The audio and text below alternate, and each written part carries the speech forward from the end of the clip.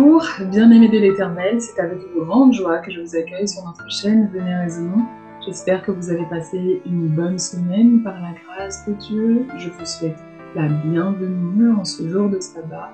Merci d'être là, merci de votre présence, semaine après semaine. Merci également pour vos prières. Sachez que nous aussi, nous prions pour chacun d'entre vous.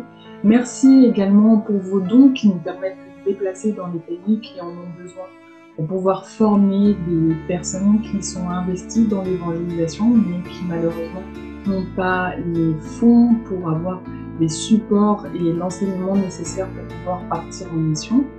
Nous vous remercions également pour ces dons parce qu'ils nous permettent de financer nos différents projets. Alors, l'étude que nous allons avoir aujourd'hui fait partie de la grande famille Désapprendre pour réapprendre. Le christianisme se pense aujourd'hui à travers des pratiques, des rituels, un certain calendrier et des fêtes, toutes basées sur des croyances. Alors le problème, c'est que bien que nous disons que nous faisons toutes ces choses au nom de Dieu, et bien souvent, elles sont très très éloignées de la vérité biblique. Elles sont plutôt enfouies sous des siècles et des siècles d'interprétation humaine et de tradition. Et donc, certains comme nous en sont conscients, d'autres ne le sont pas, et d'autres encore utilisent et tordent des écritures pour satisfaire leur ambition personnelle. Et donc, la série Désapprendre pour réapprendre identifie toutes ces croyances qui ternissent notre relation avec Dieu, qui mentent sur son caractère et qui ne permet pas, par conséquent, de témoigner, de faire un témoignage réel de qui il est. Rappelons, avant de continuer, que nous ne sommes simplement que des étudiants de la Bible. Nous ne cherchons pas à imposer quoi que ce soit. Nous étudions et nous apprenons et nous partageons tout simplement ce que nous avons appris avec vous.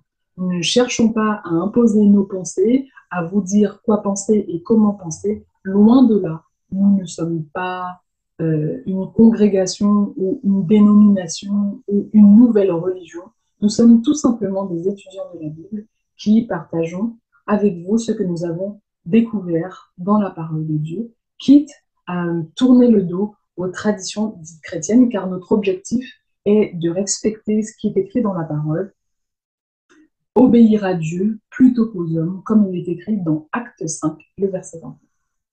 Et donc l'étude que nous allons avoir aujourd'hui a pour objectif justement de revoir une façon de penser qui est l'utilisation de cette phrase « Je suis dans le monde, mais je ne suis pas du monde ».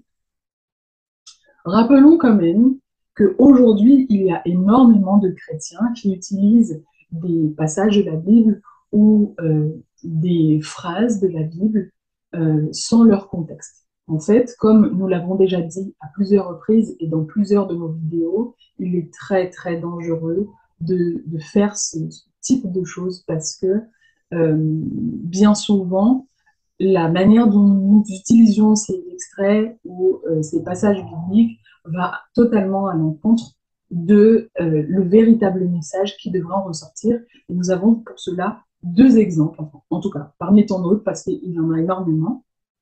Mais nous avons l'exemple de Hébreux 10, le verset 25, qui dit « N'abandonnons pas notre assemblée », qui est le passage idéal pour séquestrer et pour culpabiliser des chrétiens en les obligeant en allant à un endroit donné, un jour donné.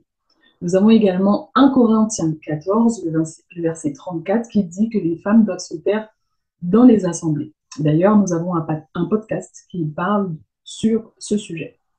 Et donc l'expression « je suis dans le monde, mais pas du monde », à quoi sert-elle? Et à quel moment prêtons attention au moment où elle est utilisée?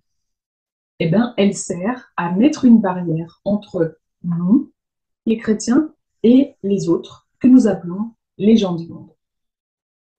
Alors, je pense qu'il y a beaucoup de personnes qui utilisent et qui pensent sincèrement que c'est le cas. Alors, je tiens à m'excuser, je ne suis pas là pour blesser qui que ce soit, mais plutôt à ce que l'on puisse se questionner sur l'utilisation de cette phrase. Parce que, est-ce qu'aujourd'hui, nous pouvons dire qu'il existe un monde dans le monde? Est-ce que nous pouvons dire que notre vie chrétienne, notre langage, notre éducation, notre alimentation, nos croyances sont différentes de celles des gens du monde? Parce que les gens du monde, eux, pensent que nous sommes de vrais hypocrites. Parce que, comme le dit la vidéo que vous voyez à l'écran, eh bien, sachez que dans cette vidéo, il est souligné qu'il est rare que les chrétiens mettent en pratique ce qu'ils prêchent. Que nous prêtons plus d'attention à paraître chrétien qu'à vraiment être chrétien. Alors, le chrétien n'est pas parfait et nous devrions demander à Dieu de nous permettre petit à petit de nous débarrasser de toutes ces croyances qui mentent sur son véritable caractère. Mais au lieu de ça, nous prétendons être parfaits, ou du moins, nous pensons meilleurs que les gens que nous disons être du monde. Combien de fois avons-nous déjà entendu cette phrase déjà? Et combien de fois avons-nous déjà entendu ce type de témoignage? Eh bien, depuis que je me suis fait baptiser, j'ai coupé les ponts avec les gens de ma vie d'avant. Je me souviens, dans une église que je fréquentais, le responsable de l'évangélisation, lors d'une prédication, a demandé aux personnes de l'assemblée de prendre leur téléphone et de regarder leur contact et de réfléchir si les personnes qui se retrouvaient dans leur contact étaient des personnes de la même congrégation qu'eux, ou est-ce que c'était des personnes qui étaient uniquement de la même dénomination, ou bien on pouvait retrouver des personnes dites du monde. Ce qui est dommage, c'est que nous disons, nous, chrétiens, nous croyants, que Dieu est bon et que Dieu est amour. Dieu est bon et Dieu est amour, ça c'est une certitude, c'est vrai, il n'y a rien à redire là-dessus. Mais la question c'est envers qui? Envers les chrétiens exclusivement? Qu'est-ce que nous dit Jean 13, le verset 16? Car Dieu a tant aimé les chrétiens? Ou Dieu a tant aimé le croyant? Non, non, non. Il est dit que Dieu a tant aimé le monde. Est-ce que nous connaissons réellement Dieu? Est-ce que nous faisons ce que Dieu nous demande? Aimer son prochain de la même congrégation, est-ce que c'est vraiment ça que Dieu nous demande? Combien de chrétiens suivent l'exemple de Jésus? Combien d'entre nous aimons notre prochain? Au contraire, nous avons plutôt tendance à marquer une frontière entre les gens du monde et nous qui sommes chrétiens. Mais nous pouvons voir que certains gens du monde témoignent et démontrent beaucoup plus d'amour envers les autres que nous-mêmes qui sommes chrétiens. Pourtant, le commandement que nous trouvons dans Jean 13, le verset 34, une recommandation que Jésus même nous donne, nous dit tout le contraire. Je vous donne un commandement nouveau. Aimez-vous les uns les autres, comme je vous ai aimé. Vous aussi, aimez-vous les uns les autres. Les chrétiens utilisent la Bible pour promouvoir la haine du pécheur, et si cela était permis par les autorités civiles, même la lapidation. Pourtant, le chrétien est pécheur. Jésus n'est-il pas notre exemple par excellence? Jésus-Christ, Dieu homme, est venu sur cette terre parmi nous. Il ne s'est pas exilé dans un coin des montagnes, mais il était au contraire au contact des autres, au contact du monde. Et contrairement aux pharisiens qui aimaient d'ailleurs le souligner, au contact des gens de mauvaise vie. Combien de fois nous pouvons que l'on retrouve Jésus avec une foule ou en face à face avec un homme ou une femme? Et d'ailleurs, l'exemple de la femme samaritaine devrait nous faire tilt. Au verset 9 de Jean 4, la Samaritaine dit: comment toi qui es juif me demandes-tu à boire à moi qui suis une femme samaritaine? Car les Juifs nos points de communication avec les Samaritains. Dans cette même logique, les personnes qui disent « je suis dans le monde mais pas du monde », si on s'exclut de cette manière, est-ce que ça veut dire qu'on ne devrait pas respecter les lois des hommes? Je suis en France et la France qui fait partie des pays qui imposent le plus ses habitants. Est-ce que toutes les personnes qui disent qu'elles sont dans le monde mais pas du monde, eh bien, arrêtent de payer leurs impôts dans ce cas? En tout cas, je fais confiance à l'État français pour les retrouver assez rapidement pour qu'ils puissent régler et rembourser leurs dettes. Mais Jésus, bien que sa demeure, sa véritable demeure, n'était pas sur cette terre, a malgré tout payé ce à quoi il était assujetti. On connaît cette phrase, « Rendez donc à César ce qui est à César, à Dieu ce qui est à Dieu ». Jésus a respecté la loi des hommes tant qu'elle n'enfreignait pas la loi de son Père. Allons plus loin. Prenons l'exemple des disciples. Se sont-ils isolés? Actuellement, nous étudions le livre des Actes des Apôtres et nous voyons l'œuvre du Saint-Esprit. Il les a envoyés au contact de tous. Nous connaissons l'épisode de la nappe garnie d'aliments impurs. Encore un passage sorti hors de ce contexte pour justifier le fait de manger un peu n'importe quoi. Eh bien, ce passage montre juste un tournant dans l'évangélisation et Paul en était le moteur qui avait été choisi par le Saint-Esprit, par Dieu, pour la mission auprès des païens et nous pouvons le lire dans 1 Corinthiens 9, le verset 19 à 23. Car bien que je sois en liberté à l'égard de tous, je me suis pourtant asservi à tous, afin de gagner plus de personnes. Et je me suis fait aux Juifs comme Juif, afin de gagner les Juifs, à ceux qui sont sous la loi, comme si j'étais sous la loi, afin de gagner ceux qui sont sous la loi, à ceux qui sont sans loi, comme si j'étais sans loi, quoique je ne sois point sans loi quant à Dieu. Mais je suis sous la loi de Christ, afin de gagner ceux qui sont sans loi. Je me suis fait comme faible aux faibles afin de gagner les faibles, et je me suis fait toutes choses à tous, afin qu'absolument j'en sauve quelques-uns. Et je fais cela à cause de l'Évangile, afin que j'en sois fait aussi participant avec les autres. Ce monde que l'on appelle christianisme et qui aime à se dire opposé au reste du monde, souligne à quel point nous sommes à côté de la plaque, à côté de la mission. En effet, quand on repense à la charte œcuménique, on ne peut que rire du fait de dire que les chrétiens sont dans le monde, mais pas du monde.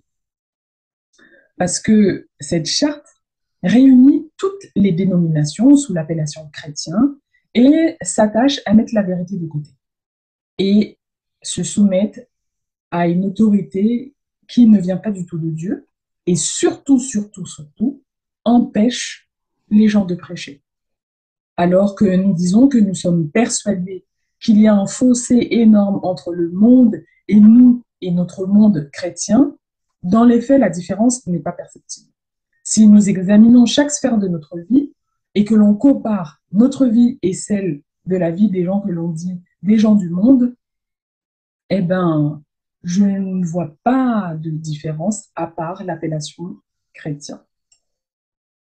Je n'accuse personne et si j'ai blessé quelqu'un, j'en suis désolée, mais il faut vraiment que l'on se questionne sur ce sujet. Est-ce que l'utilisation de cette phrase n'est pas désappropriée? La phrase « je suis dans le monde, mais je ne suis pas du monde » est en fait un écran de fumée que nous utilisons pour nous aveugler tout simplement. Elle est un voile épais qui ne nous permet pas de voir la réalité des choses. C'est pour cette raison que cette étude est là pour que aujourd'hui nous puissions désapprendre, puis réapprendre ensuite et mettre en pratique ce qu'est ne pas être du monde. Prions ensemble. Père éternel, je te remercie de nous permettre de pouvoir échanger sur ta parole. Accorde-nous ton Saint-Esprit, Père, pour que nous puissions comprendre exactement ce que tu veux nous enseigner aujourd'hui.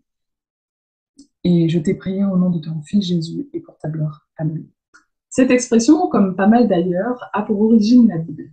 On la retrouve dans Jean 17, qui est le chapitre où Jésus adresse une prière à son Père au sujet de ses disciples qu'il allait laisser derrière lui. Car au verset 1, il est dit, « L'heure est venue, glorifie ton Fils, afin qu'il te glorifie. » Jésus allait peu de temps après être mis à mort, arrêté puis mis à mort, ce qui allait mettre fin à son ministère sur terre et qui allait débuter son ministère d'intercession auprès des croyants. Lisons ensemble à partir du verset 14. Je leur ai donné ta parole, et le monde les a haïs, parce qu'ils ne sont pas du monde. Comme moi je ne suis pas du monde. Je ne te prie pas de les ôter du monde, mais de les préserver du mal. Ils ne sont pas du monde, comme moi je ne suis pas du monde. Quand nous lisons ce verset, nous pouvons constater deux positionnements. Le premier, être du monde, et le deuxième, être dans le monde, mais pas du monde, tout en étant haï de celui-ci. Si je ne suis pas du monde, où est-ce que je me trouve? Paul nous dit dans Éphésiens 2, le verset 13 et 19, Mais maintenant, en Jésus-Christ, vous qui étiez jadis éloignés, vous avez été rapprochés par le sang de Christ. Ainsi donc, vous n'êtes plus des étrangers ni des gens du dehors, mais vous êtes concitoyens des saints, gens de la maison de Dieu. En d'autres termes, par Jésus-Christ, je suis citoyen du monde, bien que je sois certes dans le monde, mais je ne suis pas du monde. Donc, dans le monde, sans être citoyen du monde. Pour se donner une idée de ce que ça veut dire, nous avons l'exemple de l'ambassadeur. Par définition, un ambassadeur est un représentant permanent d'un État dans un autre État étranger. Son métier consiste à exercer un rôle de représentant de son État auprès des autorités du pays d'accueil. Quoi que fasse l'ambassadeur, c'est toujours en tant que représentant de son pays, un peu comme un témoin. Il contribue au développement de relations diplomatiques, économiques et sociales avec d'autres pays étrangers. Il évangélise et il négocie des accords internationaux, un peu comme l'intercession. Cela veut dire, lorsque je suis en Allemagne, je représente la France. Je suis soumis aux coutumes et à la loi française, non pas à celle de l'Allemagne. De plus, je suis rémunéré par la France. Je récapitule alors, en me basant sur Jean 17 et Éphésiens. Je suis dans le monde, mais pas du monde, c'est-à-dire je suis concitoyen du ciel, je suis ambassadeur de Christ dans ce monde et mon salaire n'est pas sur cette terre non plus. Comme nous le dit Hébreux 11, le verset 8 à 10 au sujet d'Abraham. C'est par la foi qu'Abraham, lors de sa vocation, obéit et partit pour un lieu qu'il devait recevoir en héritage, et qu'il partit sans savoir où il allait. C'est par la foi qu'il vint s'établir dans la terre promise, comme dans une terre étrangère, habitant sous des tentes, ainsi qu'Isaac et Jacob, les cohéritiers de la même promesse, car il attendait la cité qui a de solides fondements, celle dont Dieu est l'architecte et le constructeur. Abraham aspirait aux choses qui se trouvent dans le ciel. Donc, si je suis ambassadeur de Christ dans ce monde, est-ce que je dois m'intégrer dans ce monde? Est-ce que je dois m'enrichir ici? Est-ce que je dois éduquer mes enfants de façon à ce qu'ils ne soient pas exclus de ce monde? Rappelons-nous en quoi consiste le quotidien d'un ambassadeur. Témoigner, évangéliser et intercéder. Il doit penser et agir comme un habitant de son pays, de son royaume, quand il est dans d'autres pays et dans d'autres royaumes. Car contrairement à ce que nous propose ce monde, la double nationalité n'est pas possible. Nous devons donc nous poser cette question, où est-ce que je me positionne? Parce que c'est à leurs fruits que vous les reconnaîtrez. Ce sont nos actions, fruits de nos pensées, qui définissent le lieu où nous sommes citoyens. D'ailleurs, c'est dans cette même logique que les saints auront le sceau de Dieu sur le front qui est le siège de toutes nos décisions. Et quand on regarde le passage de Jean 17, le verset 14 à 16, posons-nous cette question. Sommes-nous haïs du monde? Je repose cette question différemment. Est-ce que le monde m'aime et est-ce que c'est un amour partagé? Ce sont des questions intéressantes et j'insiste pour que chacun d'entre nous prenions le temps d'y réfléchir après cette étude. il est intéressant de savoir où nous nous positionnons, de faire un état des lieux, une sorte de diagnostic, de manière à connaître notre statut, car oui, c'est bien de cela qu'il s'agit, notre statut. Est-ce qu'en cherchant à nous intégrer dans les coutumes mondaines ou autres, à faire que nos enfants ne soient pas exclus par certaines festivités, nous venons de voir plutôt que ce sont des actions qui permettent de révéler notre position et donc notre statut.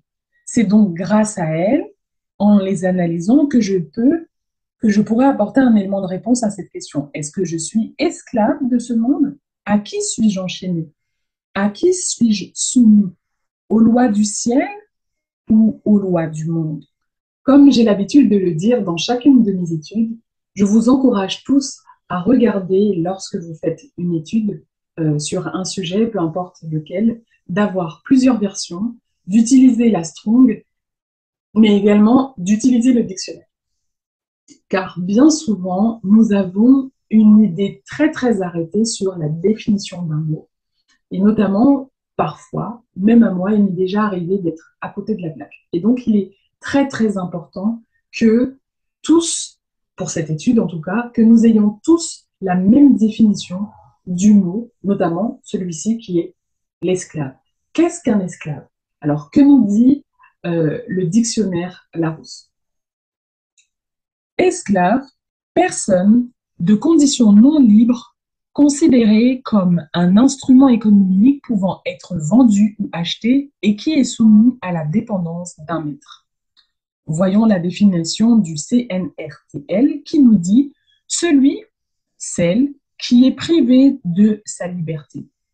Personne qui n'est pas de condition libre et se trouve sous la dépendance absolue d'un maître dont elle est la propriété. Ces deux définitions que nous venons de voir ensemble sont les plus connues. Et nous avons deux exemples dans l'histoire de l'humanité qui permettent de bien comprendre de quoi il s'agit. En Grèce antique, comme nous le décrit Garland et Yvon, l'esclave était un objet de propriété, un bien meuble que l'on pouvait acheter, vendre, donner en héritage ou même louer. Il s'agissait d'hommes dépourvus de droits et désocialisés. Par conséquent, ils ne pouvaient même pas rester en justice.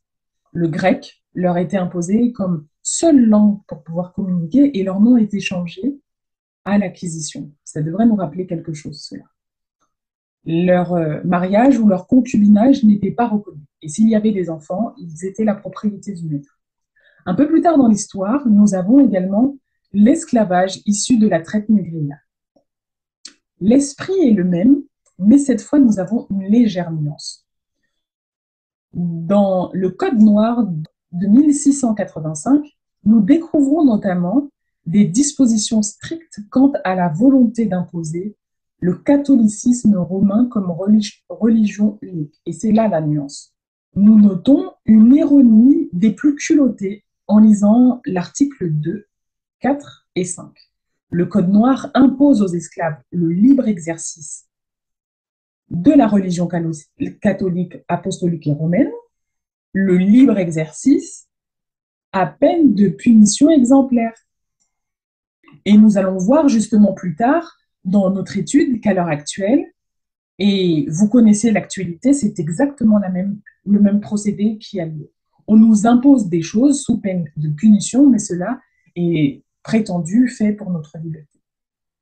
Un autre exemple, dans cette même période, les esclaves ne pouvaient pas se déplacer sans un billet, sans une autorisation écrite, sans une autorisation judiciaire. Je prends cet exemple pour vous montrer que nous retrouvons à l'heure actuelle les mêmes procédés qui régissaient la vie des esclaves d'avant. L'histoire nous montre aussi que tout cela est un mariage entre le politique civil et le spirituel religieux. Mais ce n'est pas ça la véritable définition de l'esclave. Nous venons de voir la définition humaine, mais quelle est la définition de l'esclave de Dieu?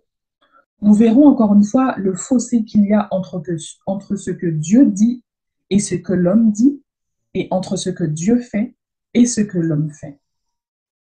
Pour imaginer cela, nous allons prendre l'exemple de Paul. dans Romains 6, le verset 19 à 22. Je parle à la manière des hommes, à cause de la faiblesse de votre chair. De même donc que vous avez livré vos membres comme esclaves à l'impureté et l'iniquité, pour arriver à l'iniquité, ainsi maintenant, livrez vos membres comme esclaves à la justice, pour arriver à la sainteté. Car lorsque vous étiez esclaves du péché, vous étiez libres à l'égard de la justice. Quels fruits portiez-vous alors? Des fruits dont vous rougissez aujourd'hui, car la fin de ces choses, c'est la mort. Mais maintenant, étant affranchis du péché et devenus esclaves de Dieu, vous avez pour fruit la sainteté et pour fin la vie éternelle. Nous voyons deux mots soulignés au verset 20 et au verset 22. Esclave du péché et esclave de Dieu. Le mot esclave ici est doulon, celui qui se donne ou se vend à un autre, dont le service est utilisé par Christ pour l'avancement de sa cause parmi les hommes, dévoué aux autres sans se soucier de ses propres intérêts. Et si vous regardez plus bas, son mot d'origine est doulos. Doulos, qui signifie serviteur. Et si vous regardez au même endroit, son mot d'origine est déo. C'est un lien très fort entre deux personnes ou entités, maître au fer, attaché avec des chaînes. Ce qui est intéressant dans ce passage, c'est que Paul nous explique qu'il y a deux liens forts, deux liens très forts, l'un pour la justice et l'autre pour l'iniquité. C'est le même mot qui est utilisé. Ce qui fait la différence, c'est le choix, notre choix. Et nous le voyons par le mot ainsi maintenant, qui montre un temps de réflexion très important que nous devrions prendre également car les conséquences sont éternelles. On retrouve le même esprit dans Deutéronome 30, le verset 19, lorsque Dieu dit « J'ai mis devant toi la vie et la mort, la bénédiction et la malédiction. Choisis la vie afin que tu vives, toi et ta postérité. » Dieu souhaite que notre consentement soit libre et éclairé. Le lien qui nous lie à l'iniquité est tout aussi fort, mais lui use de peur, de tyrannie, de force et de chantage. Ce ne sont pas du tout les mêmes outils que Dieu utilise. C'est ainsi que l'on peut voir que l'ennemi s'approprie par le péché tout ce qui est à Dieu et pour Dieu.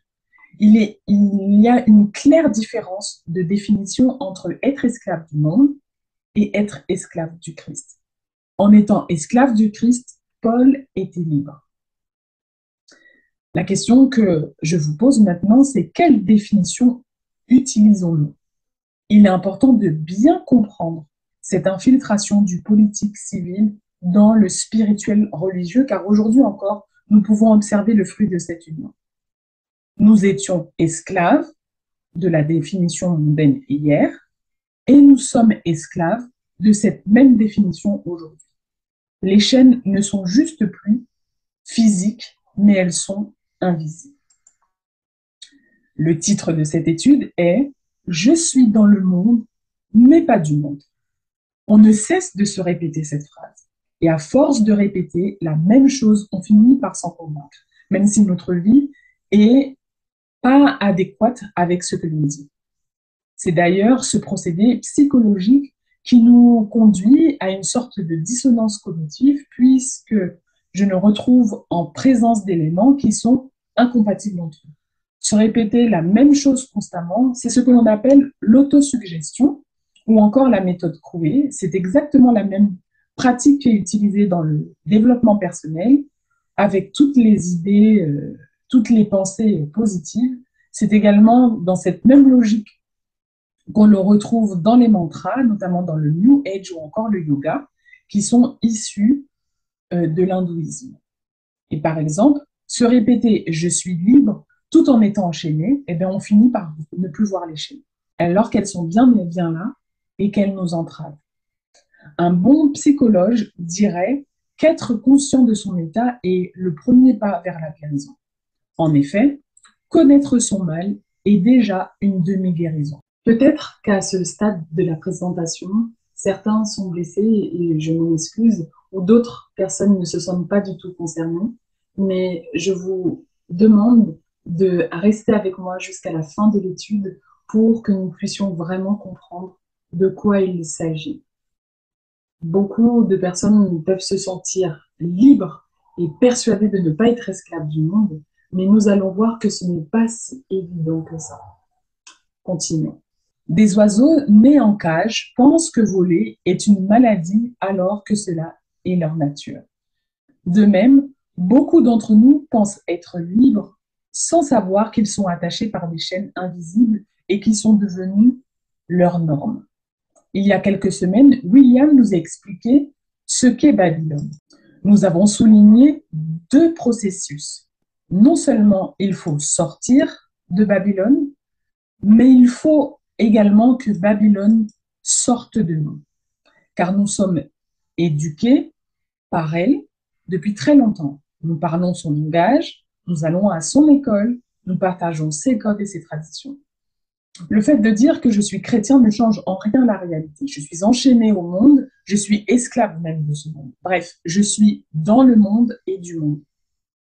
Ce qui est encore plus triste et effrayant, c'est que je me rends aveugle quant à mon état. Comprenons bien cet esclavage. Comprenons comment cet esclavage s'est mis en place.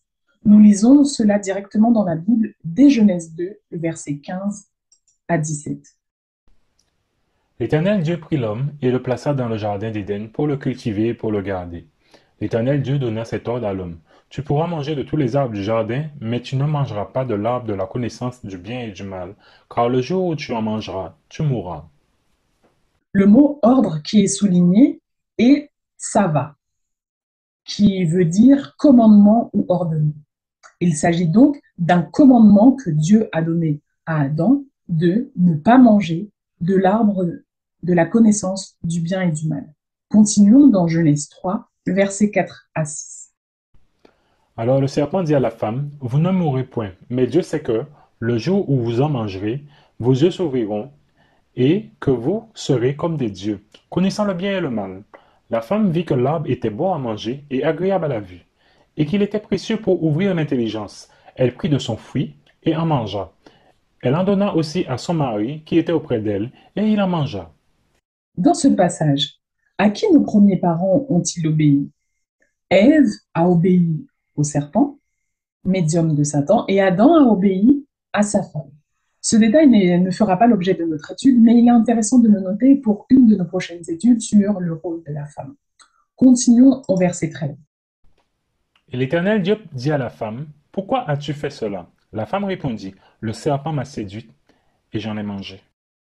Le mot qui est souligné, séduit, est naka. Naka qui signifie être dans l'illusion, trompé. Nous pouvons lire la définition dans le CNRLTS qui est dit le fait de détourner du droit chemin, du bien, du devoir. Ainsi, la séduction signifie détourner du droit chemin. En d'autres termes, en étant séduit, c'est le maître que je sers qui change. Pensons-y et gardons ça à l'esprit. Nous savons que le véritable enjeu de toute cette affaire, c'est l'adoration. Et nous aurons l'occasion de le revoir lorsque nous allons étudier le livre de l'Apocalypse. Qui servons-nous? Qu'est-ce qui occupe notre temps? Qu'est-ce qui nous attire ou qui nous divertit? N'est-ce pas les choses de ce monde? Soyons honnêtes. Nous sommes séduits au quotidien et servons les choses du monde, mais malheureusement, nous n'en sommes pas conscients parce que nous répétons et nous cessons de répéter « je suis dans le monde, mais je ne suis pas du monde », pensant que l'étiquette chrétienne suffit. Le mot naka signifie donc être dans l'illusion. Et nous, chrétiens, nous sommes en pleine illusion collective. Que veut dire le mot illusion? Regardons la définition dans le CNRTL, pardon. C'est une croyance ou une conception erronée d'un jugement ou d'un raisonnement faux dû à l'ignorance ou à l'imagination. Et donc nous sommes en illusion en pleine illusion collective, en fait, nous influencent sous l'influence de la majorité.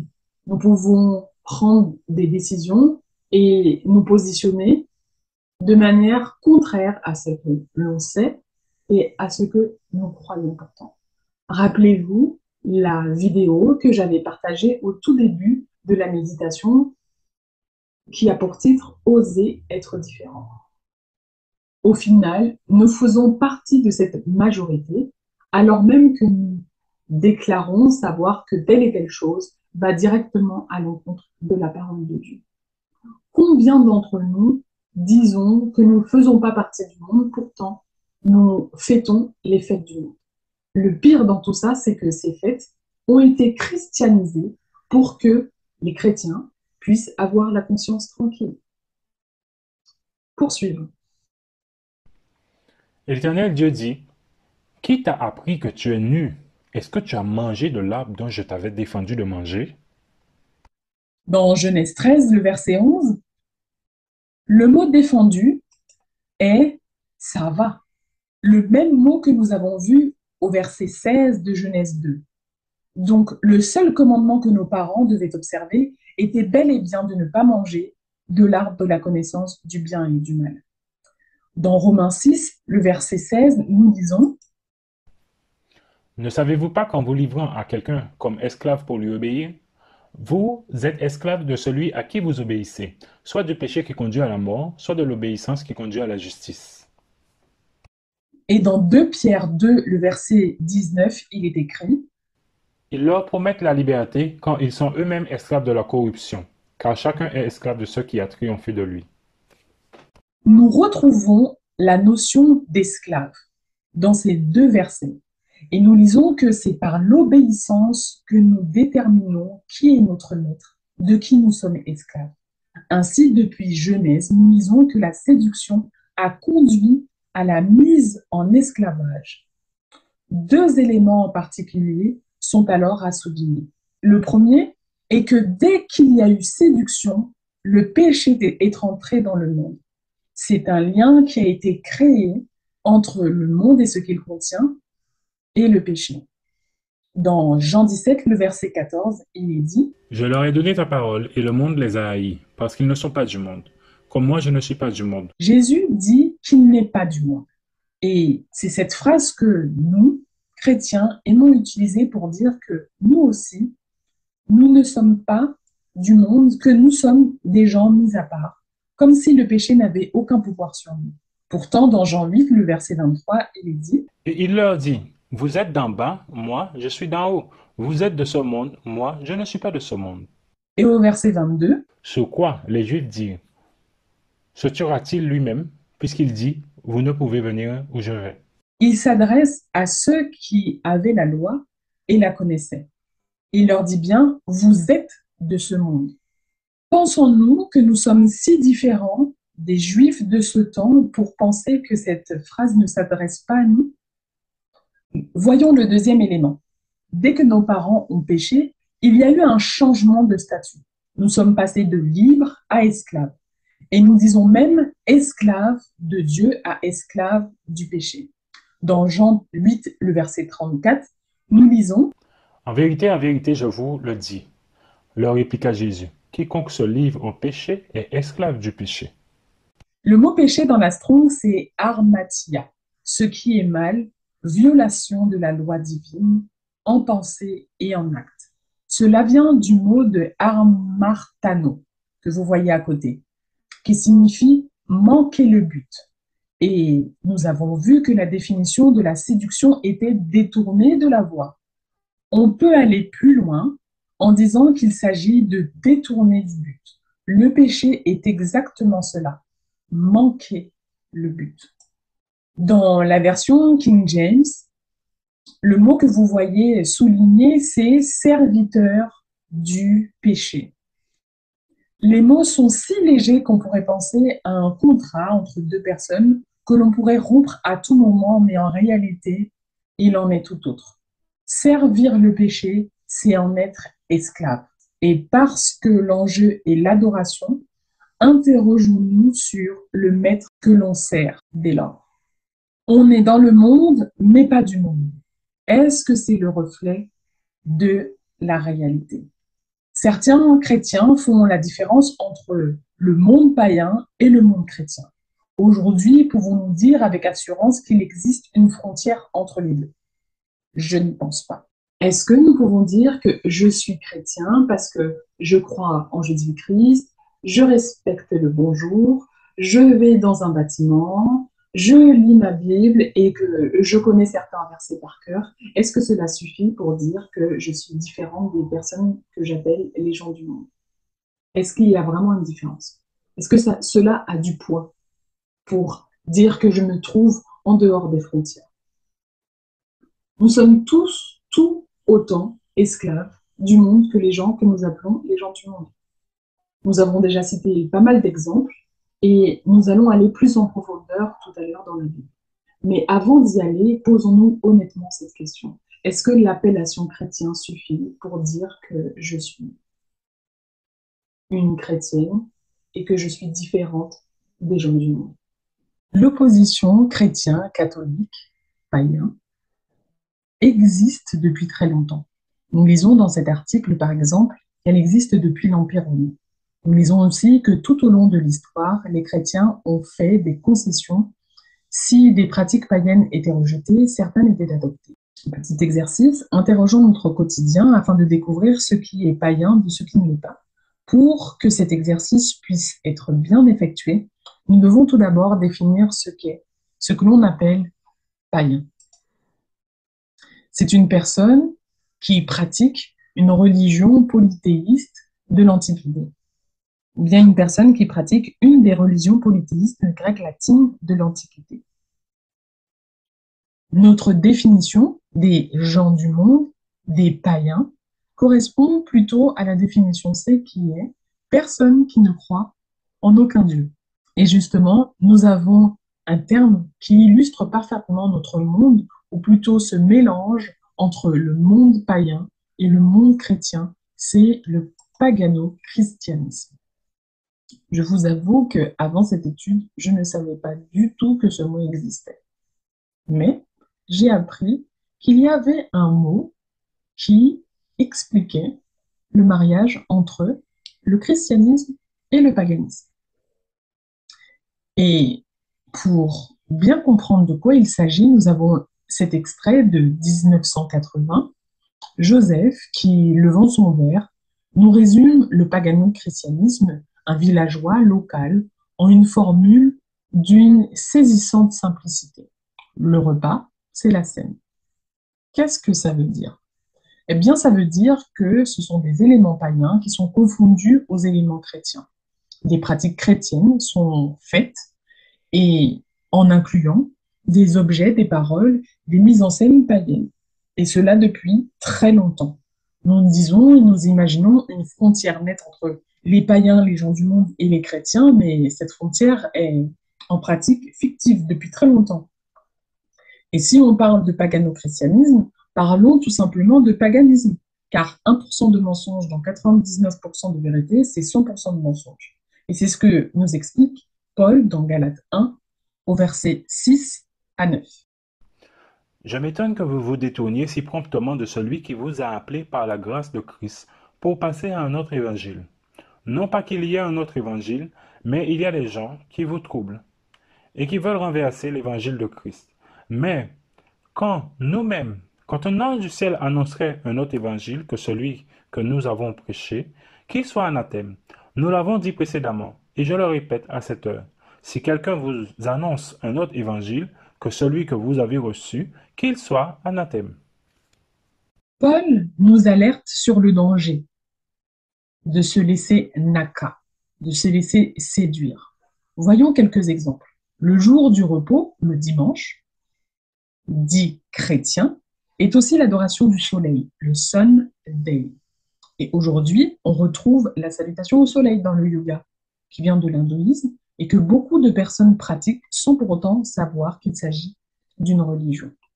De même, la célébration de la Pâque, dite chrétienne, est une célébration de la mère nature, déesse de la fertilité, le renouveau de la nature, mais également de l'être humain. Le christianisme, tel que nous le connaissons, est dans le monde et du monde depuis très longtemps. Les compromis ne datent pas d'hier. Les chaînes sont posées depuis très longtemps. C'est pour cela que nous parlons d'aliénation et également de chaînes mentales. Ces chaînes transmises de génération en génération se manifestent dans nos mentalités, nos comportements, nos langues, nos attitudes, nos fêtes et nos traditions. Petite remarque au passage, nous rejetons de toute part au système politico-religieux du Vatican, car nous reconnaissons qu'il n'est pas biblique. Pourtant, nos cultures, nos traditions sont purement catholiques. On peut voir aussi que les hommes imposent leurs propres lois et traditions en disant que c'est au nom de Dieu. Et c'est entre autres au nom de Dieu que l'esclavage a été justifié en effet par le passage de Éphésiens 6, le verset 5. Vous pouvez le voir sur le côté gauche, nous avons la version biblique, et le côté droit, nous avons la version catholique. En étant enchaîné à son maître, l'esclave est persuadé de servir Dieu. Pourtant, nous l'avons vu, il y a une grande différence entre la définition humaine d'esclavage, d'esclave, et la définition divine. Voilà comment sont enchaînés les esclaves en posant habilement des chaînes aux esprits, et toutes les sphères sont concernées, et particulièrement l'éducation dès le plus jeune âge, ainsi que le spirituel religieux. Donc, sommes-nous dans le monde sans être du monde? La Bible est claire là-dessus. Lisons Jean 8, le verset 23. Et il leur dit, vous êtes d'en bas, moi, je suis d'en haut. Vous êtes de ce monde, moi, je ne suis pas de ce monde. Allons dans la sphère du travail maintenant. Nous avons mentionné un peu plus tôt Hébreux 11, le verset 8 et 10, pour souligner que si je suis dans le monde, mais que je ne suis pas du monde, je suis concitoyen du ciel et je suis ambassadeur de Christ dans ce monde. Alors mon salaire n'est pas sur cette terre non plus. C'est pour cela qu'Abraham aspirait aux choses qui étaient dans le ciel. Et en parlant de salaire, allons encore en relevant le lien plus ou moins évident entre travail et esclavage. Cette citation de Schrömmann est un peu plus claire. Créer est une joie intense, travailler est une souffrance intense. Le travail est l'ennemi de la vie. Quand l'homme deviendra conscient de la vie, il ne travaillera plus jamais. Nous voulons créer comme des hommes libres, pas travailler comme des esclaves. Pour cela, nous allons détruire le système de l'esclavage. Grâce à l'étude de Martial, il y a quelques semaines, nous avons eu l'occasion d'interroger une phrase qui a toujours fait partie de notre vocabulaire et du coup de notre conception, qui est gagner sa vie. Donc, je travaille pour gagner ma vie. En disant cela, je pointe du doigt la conception erronée que j'ai du travail, mais aussi de la valeur que j'accorde et que j'apporte à ma vie. Tout d'abord, notons que cette expression souligne à quel point nous ne sommes pas différents des gens du monde. Nous employons les mêmes expressions et conceptions et nous soumettons aux mêmes contraintes, aux mêmes ennemis de la vie, pour reprendre la citation de Schrömmann. Cette expression montre que le travail est non seulement placé à la hauteur que devrait avoir notre vie, mais qu'il est également imposé habilement, comme la base de notre vie. Et j'insiste sur ce mot habilement, car c'est avec habileté que l'esclavage est, en apparence, disparu pour laisser place à du travail accepté par tous et à toutes sortes de choses dont nous n'avons même pas conscience d'être esclaves. Le travail est placé à la hauteur que devrait avoir notre vie et nous sommes prêts à mourir pour lui, comme le montre cette étude de Jeffrey, que l'on pourrait traduire par mourir pour un salaire. Rappelons la définition d'un esclave du CNRTL.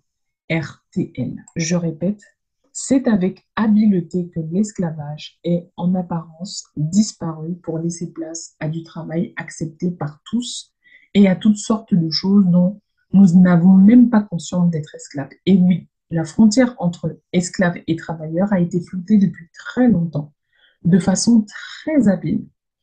Il s'agit de manipulation et ça, nous en avons un exemple incroyable dans la Bible. Rien de nouveau sous le soleil. Rappelons-nous l'exemple des enfants d'Israël en Égypte. Nous sommes dans le livre d'Exode et le Pharaon impose sa stratégie à l'égard du peuple dans Exode 1 au verset 10. Nous lisons.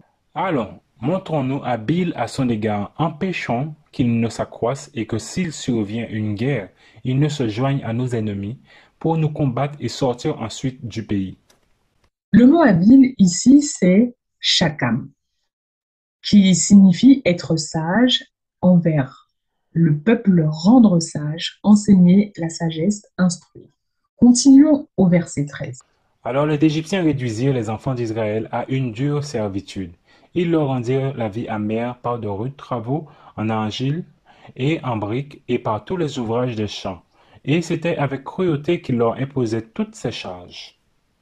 Le mot servitude ici signifie, quand on regarde dans la Strong, forcer au travail, faire travailler et faire servir comme sujet. Regardons quand même quelque chose. Aboda veut dire travailler, service, labeur, ouvrage, qui a pour son origine abad, qui est travailler, servir, travailler, faire un travail, accomplir un labeur. Est-ce que vous comprenez? Ils ont usé de sagesse, d'habileté, de leur savoir, de toute leur intelligence pour imposer l'esclavage, le dur labeur, la charge douloureuse et le présenter comme du travail, comme quelque chose de normal.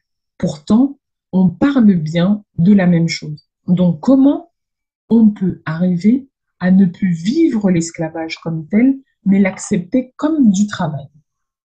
On a la réponse en lisant le verset 8 de Exode 5. Vous leur imposerez néanmoins la quantité de briques qu'ils faisaient auparavant. Vous n'en retrancherez rien, car ce sont des paresseux. Voilà pourquoi ils crient en disant: Allons offrir des sacrifices à notre Dieu. Paresseux. Le pharaon parle de paresse. C'est une chaîne invisible qui est placée, une chaîne mentale. On fait oublier l'esclavage, on parle de paresse du travail. Vous comprenez? Voilà comment on éduque un esclave. Voilà aussi comment on soumet les gens et sans force en plus. Nous voyons donc qu'il y a un lien étroit, fort et surtout invisible entre le travail et la captivité. Celui qui ne se soumet pas est traité de paresseux. Nous retrouvons la même conception aujourd'hui. Nous avons tous déjà entendu: ah, moi, me mettre en arrêt de travail, c'est pas mon genre. Cette phrase veut simplement dire qu'on n'est pas feignant, mais qu'on est des bosseurs. C'est pour ça que l'arrêt de travail est très mal vu dans le milieu du travail. Si je ne me plie pas à telle ou telle chose, je suis traité comme étant en tort puisque tout le monde le fait. Et ce mécanisme se retrouve également dans le christianisme. Et nous sommes éduqués dans cette conception, avec cette chaîne, parmi d'autres, depuis le plus jeune âge. Voilà comment on éduque des esclaves. Tout est une question d'éducation. C'est le point que nous allons développer. Nous avons déjà parlé de l'éducation dans le panorama prophétique, Babylone et la rééducation sexuelle.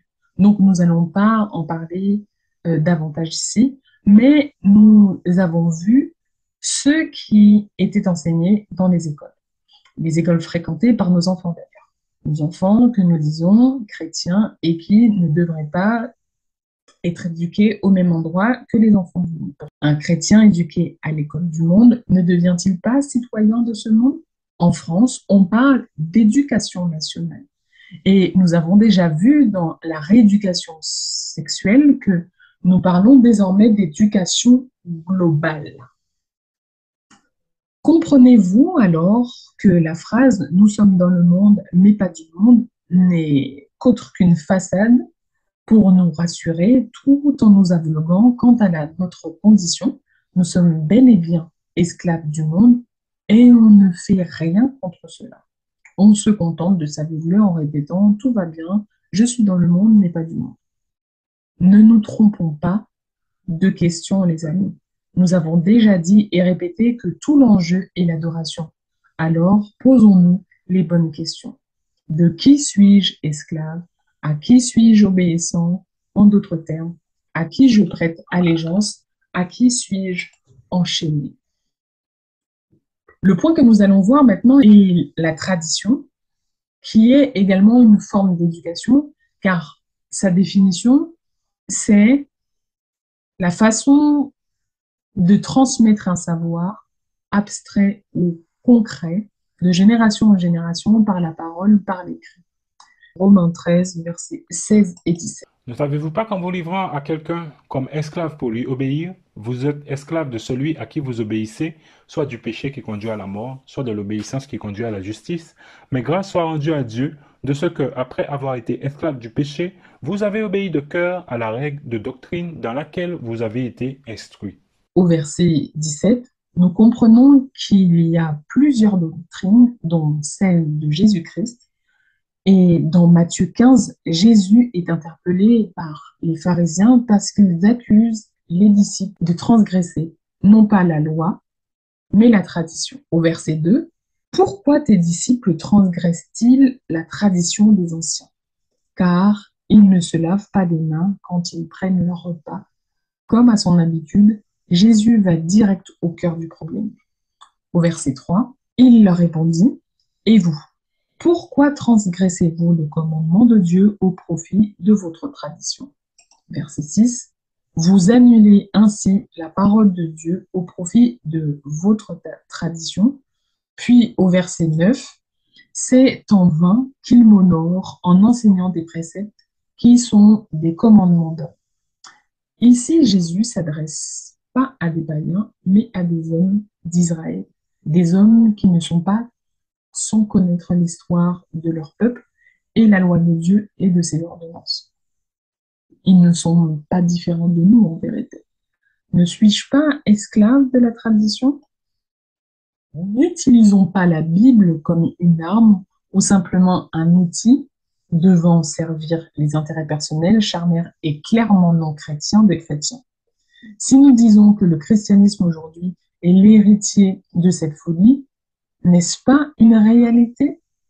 La Bible est un livre merveilleux que Dieu a préservé à travers les âges pour que le monde soit au courant de ce qui s'est passé, de ce qui se passe et de ce qui se passera.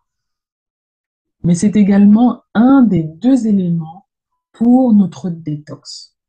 Prendre conscience de notre état, de nous débarrasser de ce qui n'est pas de Dieu pour réapprendre le meilleur. Si nous avons choisi Christ comme notre sauveur personnel, nous sommes des ambassadeurs nous sommes ses ambassadeurs sur cette terre. Il est donc de notre devoir d'être ses témoins fidèles. Nous devons nous efforcer de désapprendre pour réapprendre. Notre problématique principale est: suis-je, en tant que chrétien, dans le monde sans être du monde? Cette phrase ne doit plus être un rideau occultant devant nos yeux qui nous empêche de voir la réalité des choses. Soyons conscients de notre état. Je suis dans le monde. Maintenant, est-ce que c'est ce que je veux? Moi non, et j'espère que vous aussi. Alors, comment faire pour m'en sortir? Posons-nous cette question. Qu'est-ce qu'est au final de ne pas être de ce monde? L'exemple que nous devons suivre, c'est celui de Jésus-Christ, notre Sauveur. Par sa vie, nous savons que être dans le monde, mais pas du monde, c'est possible. Dans Jean 17, le chapitre de notre texte principal, cette prière d'intercession qui est un avant-goût de ce que Jésus est en train de faire, nous pouvons dire qu'elle est partagée en 3 parties. La première partie est du verset 1 à 5 qui Dieu, Jésus, prie pour lui-même. Ensuite, au verset 6 et 19, de 6 à 19, il prie pour les apôtres. Et du verset 20 à 26, il prie pour les croyants. Dans cette prière, Jésus énumère une liste de ce qui est nécessaire pour être dans le monde, mais plus esclave de celui-ci, un peu comme des critères. Si chacun de nous avions pris le temps de comprendre ce chapitre, personne ne prendrait ce verset pour dire « nous sommes dans le monde, mais pas pour s'exclure du monde ». Mais au contraire, une fois que je prends conscience et que je comprends en quoi consiste cette prière, eh bien je me positionne. Et je me pose cette question, qu'est-ce qui est nécessaire? Quels sont les critères? Idéalement, il aurait été bien de lire tout le chapitre, mais nous sommes à court de temps. Nous allons lire uniquement les versets que nous allons utiliser tout à l'heure pour lister les critères, pour lister ce qui est nécessaire. Au verset 3, nous commençons par Or la vie éternelle, c'est qu'ils te connaissent, toi, le seul vrai Dieu, et celui que tu as envoyé, Jésus-Christ. J'ai fait connaître ton nom aux hommes que tu m'as donnés, du milieu du monde. Ils étaient à toi, et tu me les as donnés, et ils ont gardé ta parole. Maintenant, ils ont connu que tout ce que tu m'as donné vient de toi. Car je leur ai donné les paroles que tu m'as données, et ils les ont reçues. Ils ont vraiment connu que je suis sorti de toi, et ils ont cru que tu m'as envoyé. Je ne suis plus dans le monde, et ils sont dans le monde, et je vais à toi. Père Saint, garde en ton nom ceux que tu m'as donnés, afin qu'ils soient un comme nous. Et maintenant je vais à toi, et je dis ces choses dans le monde, afin qu'ils aient en eux ma joie parfaite. Je leur ai donné ta parole, et le monde les a haïs, parce qu'ils ne sont pas du monde, comme moi je ne suis pas du monde. Sanctifie-les par ta vérité, ta parole est la vérité. Comme tu m'as envoyé dans le monde, je les ai aussi envoyés dans le monde. Ce n'est pas pour eux seulement que je prie, mais encore pour ceux qui croiront en moi par leur parole, afin que tous soient un, comme toi, Père, tu es en moi, et comme je suis en toi, afin qu'eux aussi soient un en nous, pour que le monde croie que tu m'as envoyé. Je leur ai fait connaître ton nom, et je le leur ferai connaître, afin que l'amour dont tu m'as aimé soit en eux et que je sois en eux. Et donc, les critères, on peut les partager en deux sections, envers Dieu et envers les autres. Commençons par le verset 3. Connaître le seul vrai Dieu et son envoyé, Jésus-Christ. Au verset 6, connaître son nom, c'est-à-dire connaître le caractère de Dieu. Voilà tout l'enjeu, car lorsque je connais Dieu, qui d'autre que lui est digne d'être adoré? Personne. Au verset 7 et 8, c'est l'acceptation du rôle de Jésus. Il est très important de connaître la mission de Jésus.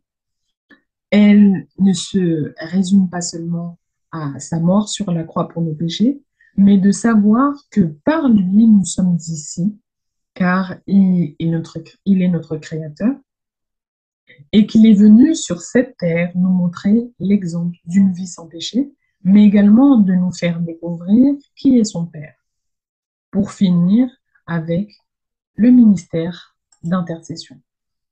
Toujours au verset 6 et le verset 14, accepter et garder la parole. Pas seulement la lire, parce que le mot strong, c'est théréo, qui veut dire prendre soin, observer, mettre en pratique et méditer. Voilà ce qu'est garder la parole. Vous voyez que la mise en pratique est très importante. Il est impossible de mémoriser quoi que ce soit sans le répéter. La mise en pratique est primordiale pour avoir de bonnes habitudes. Continuons au verset 17 où il est question de sanctification. La sanctification par la parole de vérité. La sanctification qui veut dire mettre à part. Par conséquent, les croyants sont mis à part pour Dieu et ses objectifs exclusivement. La sanctification se réalise grâce à la vérité qui est révélée par la parole de Dieu, écrite, et par la parole de Dieu faite chair. Et nous terminerons cette partie avec ne faire qu'un avec Dieu au verset 11. Nous avons besoin de cette communion par le Saint-Esprit à travers la prière. Je dirais même plus que nous avons besoin de ce lien qui est écrit au verset 13 par est en eux ma joie parfaite. Le mot est dans la Strong est écho, s'attacher à, qui est un lien au mariage. Nous voyons cette notion de consentement, qui est un complément de déo que nous avons vu lors de la finition de esclave, qui est un lien très fort entre deux personnes ou entités. Au verset 20 et 21, être un avec Dieu pour que le monde puisse voir, croire et accepter le témoignage de Jésus. Je lis, ce n'est pas pour eux seulement que je prie, mais encore pour ceux qui croient en moi par la parole. Verset 21, afin que tous soient un comme toi, Père, tu es un, tu es en moi, et comme je suis en toi, afin que eux soient un en nous, pour que le monde croie que tu m'as envoyé. Ce qui est intéressant ici, dans ce passage, c'est que la division ne vient pas du chrétien, mais du monde. C'est le monde qui voit que nous sommes différents et non pas nous qui nous isolons. Le mot croire dans la Strong est la foi.